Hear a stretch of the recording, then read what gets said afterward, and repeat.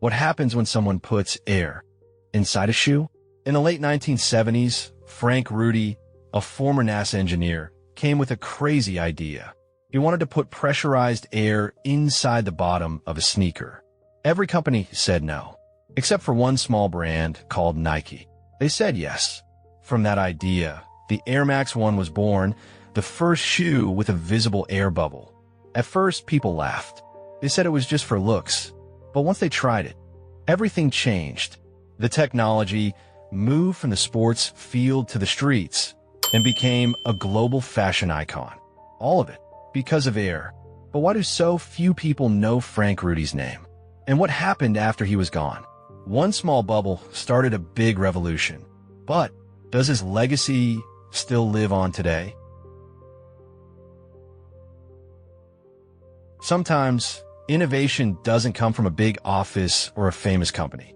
Sometimes, it comes from one person who sees the world in a different way. That person was Frank Rudy. He wasn't a shoe designer. He wasn't in the fashion business. Frank Rudy was an aerospace engineer. He worked at NASA, building systems to help astronauts survive in space. Rudy even helped in Project Gemini, a space mission from the United States in the 1960s. Gemini was the training step before going to the moon. The mission tested how long people could live and work in space. Frank's job was to manage air pressure and breathing systems.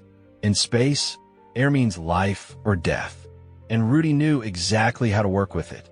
He had a great job, a strong career, and respect. But one day he walked away from it all. Why? Because he believed that technology shouldn't only help a few people in space. He wanted to create something helpful for everyone, something people could use every single day. So, in a small garage in California, Rudy started working on a strange new idea. He thought, what if air could help protect our feet? He designed a small pocket of pressurized air. It was soft, light, and could reduce impact when people walked or ran. He called it the air sole unit. To Rudy, this was the future of comfort and performance. But when he showed it to big shoe companies, they laughed. Adidas, Reebok, Converse, all of them said no. Air in shoes. That's just a toy, not real technology, they said. Still, Rudy didn't give up. He had no investors, no big company behind him. His money was running low. His prototypes kept failing. One night, Rudy sat alone in his garage. His air sole had leaked again for the fourth time that day. But instead of quitting, he wrote something simple in his notebook. One day, someone will believe. Because he knew, every great idea sounds crazy at first. Then came 1977. With just a folder in his hands and a single bubble of air, Frank Rudy stood outside the office of a small company called Nike. They weren't the biggest. They weren't the oldest. But maybe they were bold enough. And at that moment, Rudy made his biggest bet. Not with money, but with hope. Would Nike be brave enough to believe in air? Frank Rudy didn't come to Nike with big promises. He came with an idea that was hard to explain. In a small bag of air that looked empty to most people. But when he presented it in a small Nike meeting room in Oregon, no one could ignore him completely. It's not just air, Rudy said.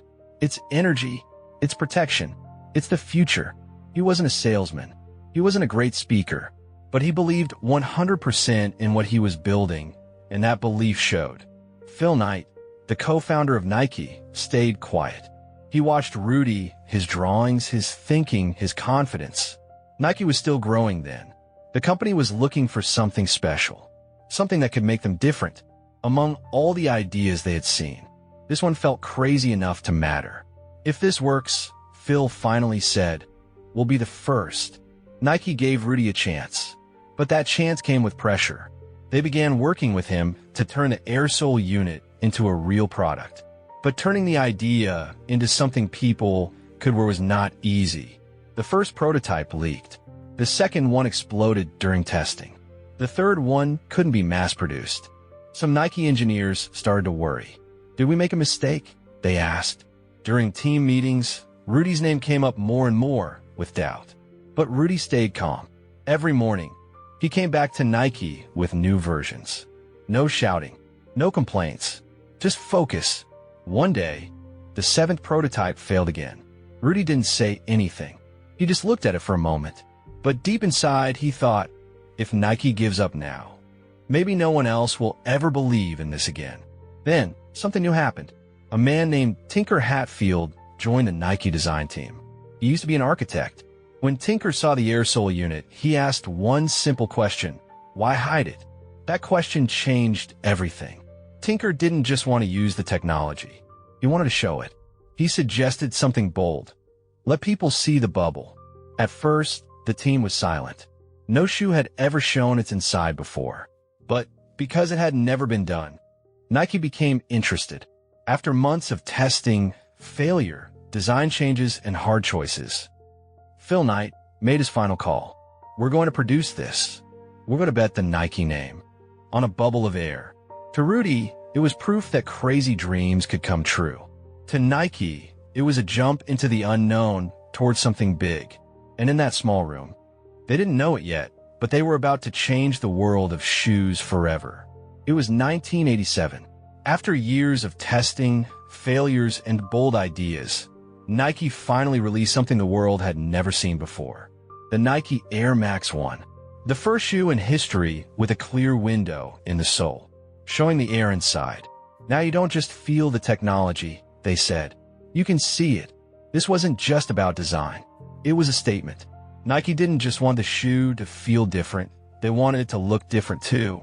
And the world's reaction? Mixed. Some people loved it right away, but many others were confused, even laughing. Why does a shoe have a hole? It looks like a kid's toy. Won't the bubble pop?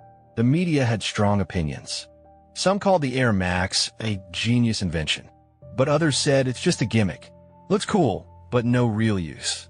But what people didn't see was what was inside that little bubble. Because making the air sole unit was not easy. It was high-level engineering, hidden in a simple form. First, Rudy and his team created a special flexible bag made of polyurethane, a material that bends like rubber but can survive a lot of pressure. Then they filled the bag with high-pressure nitrogen gas. Why nitrogen? Because it's light, stable, and safe even under stress. After that, the bag was sealed using ultrasonic welding, a high-frequency sound that melts and connects the material without damaging it. It had to be perfect.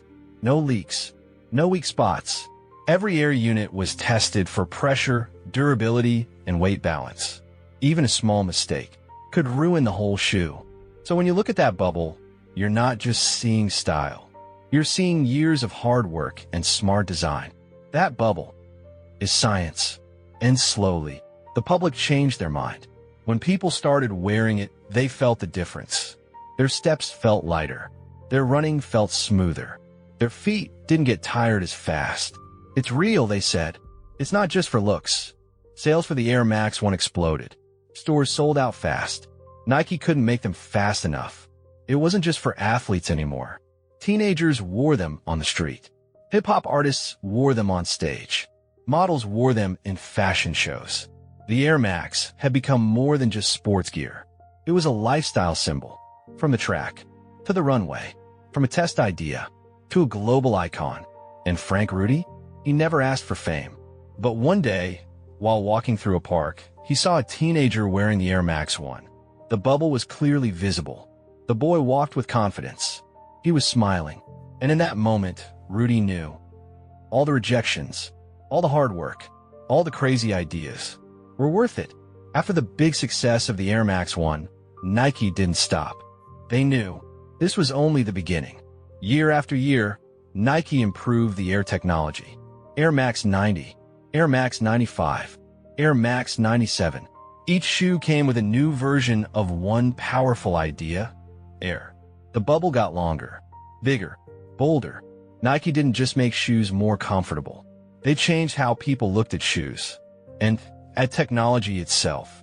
And people didn't just see the bubble anymore. They started to trust it. Professional athletes around the world started wearing Nike Air. On basketball courts, on running tracks, on tennis courts. They didn't care about style. They cared about performance. It gives me balance, less pain, more speed. It changes how I run. Nike Air was no longer just a shoe story, it was a story of winning. But the magic didn't stop on the field. Outside, something else was happening.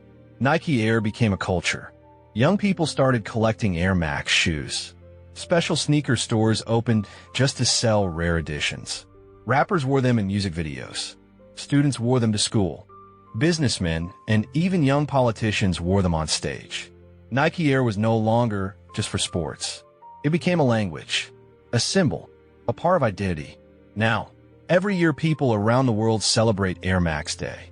Nike works with big names like Travis Scott, Virgil Abloh, and Off-White to make special shoes.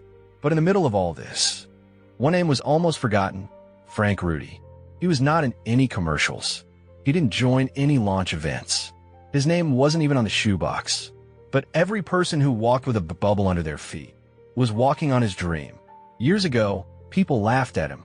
They said he was crazy. They said it would never work. Now, his idea is worn by millions of people every day. It shaped a generation. It shaped a lifestyle. It shaped history. From one bubble, a movement was born. Today, more than 1 billion pairs of Nike Air shoes have been sold worldwide. The technology keeps growing, from Air Max to Zoom Air, Tuned Air, and now Vapor Max, which no longer needs foam. But even with all these changes, one thing stays the same: air, pressure, and belief. What people once called silly is now called smart. What was once forgotten is now remembered, and what was once rejected is now respected. Frank Rudy was never on stage. He never gave big TV interviews. He was not the face of any campaign. He never asked for applause. All he wanted was to see his idea move literally. And now, millions of people walk every day on the technology he created. Frank never wanted to be famous. For him, combining science and everyday life was enough. He was not a celebrity, not a superstar, but without him, this story would not exist. In 2009, Frank Rudy passed away. There were no big headlines, no long documentaries, just quiet news, mostly unnoticed by the world. But inside Nike, people felt it deeply. Someone wrote on the whiteboard at Nike HQ, "Thank you for the air." Just one sentence, but meant everything. Because they knew they didn't just lose an inventor. They lost their foundation. But the legacy didn't end. The air technology kept moving forward. From Air Max 270 to Vapor Max, from Zoom Air to Nike Go Fly Ease, Nike teams continued to push the idea of air to new limits. Now, air is not only felt, it is mixed with foam, carbon plates, and smart design. It helps athletes jump higher, helps beginners run more comfortably, helps everyone move better. Today, most people don't think about the tech inside their shoes. They just know their steps feel lighter. Their jumps feel softer. Running feels more fun. But if you stop for a moment, if you look down and see that small bubble under your shoe, you're looking at a legacy.